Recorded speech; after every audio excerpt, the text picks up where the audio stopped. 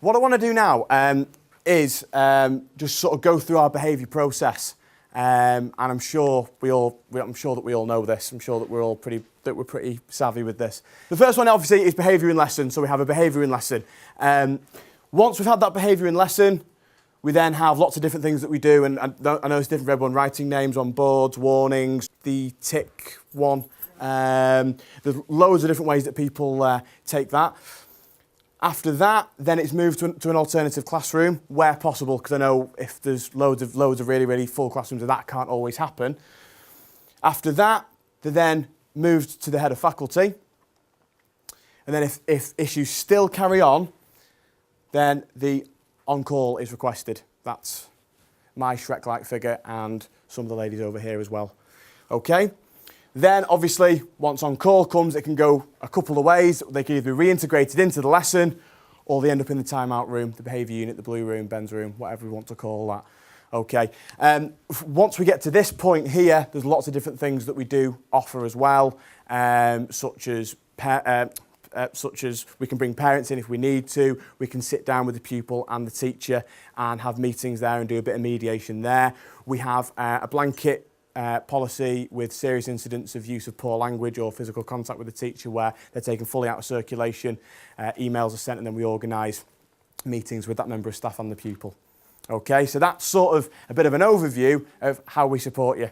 Okay, so I'm going to give you a scenario. What I want you to do is, using some of the ideas off the board, using any other ideas that you have, how would you deal with this situation? The group are now given time to have a look at the scenarios and think about how they can implement the behaviour strategies discussed earlier.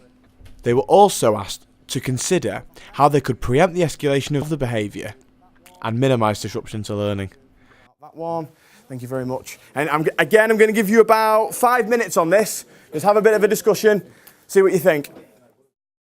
Let's have a look at our first scenario then, and we'll get a bit of feedback and see what people thought about it. Does anybody want to read scenario 1 out? It's just that if you've seen how bad my handwriting is, you want to hear me read aloud. Anybody want to read that out for me? Go on, Julie. Just a scenario, right? Ryan arrives at your lesson late. He looks very tired and pale. When you ask him why he's late, he is unresponsive. He refuses to open his book and sits with his earphones in. Okay. How would, and this is open to everyone, not just if you've done scenario 2, this is for absolutely everyone, how would we respond to that? How would we manage that or deal with it? Yes, Mr. Axton. We talked about avoiding the conflict. I mean, you may be halfway through explaining your start, something like that. Mm-hmm. So, you know, confronting him about why he's late straight off the bat is probably not the best way to go. We talked about getting the rest of the class talking, going over to him, having the soft touch in his ear rather than the confrontation for the whole class. Brilliant, because he's already walked in. He doesn't feel 100%. By you stopping what you're saying, everyone's attention then goes on to him, so it makes it 100 times worse. Okay, anything else on that? That was absolutely brilliant, sir. Anything else? Anybody? Speaking to him outside, maybe taking him away from the environment of the classroom. Yeah, fantastic. And then if he further is not responsive, maybe using the head of faculty and putting him in their room, so that he can calm down. So, just having a chat with him about what's up, why he's being like that, and if everything's okay and things like that. I think a lot is going to depend on knowing who the kid is. Yeah, of course. If he's Brian with a Y. I have no idea who he thinks it is. Well, exactly. You may act differently if he's Brian with an I, you know. I'll cut you off there. I was just going to say, if they continue to refuse to open their book and have their earphones in, then it goes to the point where they're being defiant. They might not do very well, you don't know what's going on, but if you've had a word with them on their own and tried to sort of see if there was anything they wanted to talk about or whatever, then you do have to refer it to someone else, I think, because it's absolutely. Yeah. Absolutely. Obviously, once you use your approaches, if then it's getting worse and it's escalating, then then that's when you either hoof them out to your head of faculty or you call my ugly mug. All right. Okay. Scenario 2. Anybody want to read scenario 2 for me, Miss Hallam? Would you read scenario 2 for us, please? You just like my dulcet tones, don't you? I certainly do, miss. Leah comes in after break and is clearly very anxious and uptight. She is red in the face and looks very warm. Other pupils in the room are asking her, what happened at break? There's a missing comma there, by the way. After a few minutes, Leah stands up, swears at other pupils and goes to walk out of the room. I'd like to point out I did put a comma on there and Word flagged it. Right, okay. Word is American, I apologise. Okay, how do we deal with that? I'll kick off.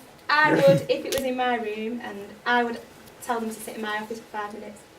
Yeah, what, and just remove them and then would you follow and that then up? I'd go and speak to them and say, are you ready to come back in? Is everything alright? Fantastic. Brilliant. Anybody else on that? Anyone else I think it's very similar to what Jacob was saying earlier about, because this kid's obviously very anxious and uptight, he's walked in, and it's after break time. So you need to, as soon as you think that there's something that's going to start escalating, you need to get that kid out of that room really quickly before it starts to escalate, so before the kids actually diffuse the situation. get to, and so just removing them out really quickly and finding out what's wrong. Are they able to get back into the room? If they are, great. If they're not, pop them somewhere else. And spot on, and that was and that's why I asked you, is there anything that you could do before it got to that point? Obviously, if it did get to that point, just say, you couldn't get them out of the room, and it did get to that point. How would you handle that with a young person sort of blowing up and then walking towards the door? Anyone on that one? Let them go. Let them go. Cool. Fantastic. What I was trying to get towards with all those scenarios is we never quite know. And I know, and if I sound like I'm trying to teach you how to suck eggs, I do apologise. But we never quite know what our pupils are bringing in, whether it's into a lesson, whether it's into the main doors, whether it's into the behaviour. You never quite know what they're bringing. So what I want to do is I want to give out a third scenario, and you get a little bit more information. And just have a little bit of a look at it. We'll have a little bit of a chat, only a very, very quick one, just to see what other methods we could use, maybe. Once we know a little bit more information, just reinforcing a bit that we don't necessarily know what the young people are bringing in with them. So if we just give this one out and we have another couple of minutes, I'm going to give you 2 minutes on. Okay, so the third scenario. Does anybody want to read out the third scenario for me? Anybody at all? Miss Holden, thank you very much indeed. Dave arrives late to school and is wearing a cap. On his way down the main street, 5 separate members of staff asked him to remove the cap. Dave is in a particularly bad mood after having an argument with his mum. You are totally unaware of his entire situation. See Dave wearing his cap and ask him to remove it. He is then very aggressive and swears loudly. Okay, so you've got a little bit more of an idea. I know you as the person dealing with that situation doesn't know that, but I'm giving you a little bit more. I'm giving you a little bit of history there. There's an exercise that I did in last year when I did this, where I had a bottle of Pepsi and I was shaking it up, and the young person was walking into school and everyone was asking him to take his cap off, and everyone was it's a really, really old thing. And then I did it from your point of view as well, where you've had a bad morning, and you've got up and the cat's messed the house up, or the kids are doing your head in, and then you come into school and then you see this young person and there's just that explosion. Yeah, and it's just the idea of shaking up that bottle of Pepsi. So, with all of that in mind, how would we? Just a couple of ideas, just because I know we're a little bit pressed for time. How would we deal with that one? Anyone got any ideas on that? Anybody at all? From our point of view, if that happened and the young person was aggressive and using bad language, we would ask them to come with us, put them somewhere quiet, allow them some time to calm down, and then revisit that, go and have a chat with them and find out what's going on. Yeah, fantastic. Anybody else on that? Yes, miss? I do the exact opposite to what they're doing to me. So if they're very loud and they're very aggressive and swearing, I'd be speaking to them very softly and in a calm tone and in not swearing. Normal language. And be basically saying things such as, I don't know why you're swearing at me because I'm not talking to you in this manner. Why are you talking to me in this manner? And just basically get some information out of them, and again, the same sort of thing. Spot on. Anyone else? Anyone else? Or are we all pretty happy that that's how we deal with that? Because I suppose with all these scenarios, and especially that one, there is always the temptation just to, as Miss said, give them back exactly what they're giving to you. Through all of those scenarios, well, the point I'm trying to make is that we've got loads of different tools that we can use that work for us. Some over here that might work for us as well. We've got all these tools in our toolbox in order to use with young people and their behaviour. The point that I'm trying to make is that we've got to have more to, when we're dealing with behaviour, when we're dealing with our attitudes, when we're dealing with our young people behaving in the right way, we've got to have more than the hairdryer treatment. The hairdryer treatment is really, really good, and it does have its place. Star Wars, I managed to get it in. Yes! I love Star Wars, massive Star Wars geek. The hairdryer treatment does have its place, and I still believe every now and again a kid does need to hear a raised voice. The problem with it is that it backs you, I believe, it backs you into a corner. I know for me, when I start shouting, there's two ways that it's going to go. Either the kid's going to go all right and back down, or they're just going to go back at me. And for me, I just think everyone, and we've all got so many tools that we can use, hairdryer treatment, needs to be the absolute last resort. Okay. Just a bit of a quote, because us Poveys love our quotes. From a man called Zig Ziglar. Have anybody heard of Zig Ziglar? Anybody sad enough to listen to Zig Ziglar like me? Cool. Okay, you cannot tailor-make the situations in life, but you can tailor-make the attitudes to fit those situations before they arise.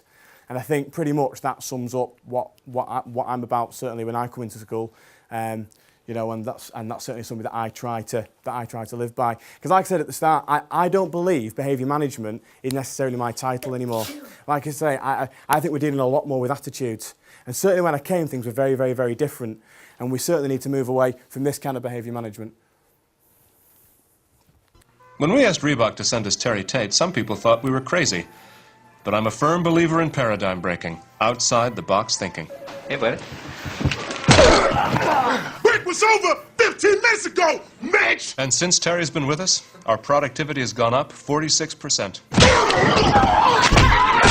We're getting more from our employees than ever before. You know you need a cover sheet on your TPS reports, Richard! That ain't new, baby! Hey, Terry. Hey, Janice! But what's really impressed me is how Terry's become part of the Felcher family. Yeah, baby! He fits right in here. That's a long distance call, Doug! To be honest, I wish Reebok sent us 10 Terry Tates. You want to play games, Gene? Well, when it's game time, it's pain time, baby! Woo! So listen, that's pretty much me done. I'm going to stick around for a bit, so if anyone's got any questions, please feel free to fire them at me. I bet you're all just thinking, Ben, shut up, I want to go home. That's absolutely fine. Thanks so much for coming, guys. Thank you. Cheers. This session was useful as it allowed staff to share ideas and strategies for dealing with challenging pupils. It also raised the question, do pupils need support with their behaviour, or do we need to support them with their attitude towards school?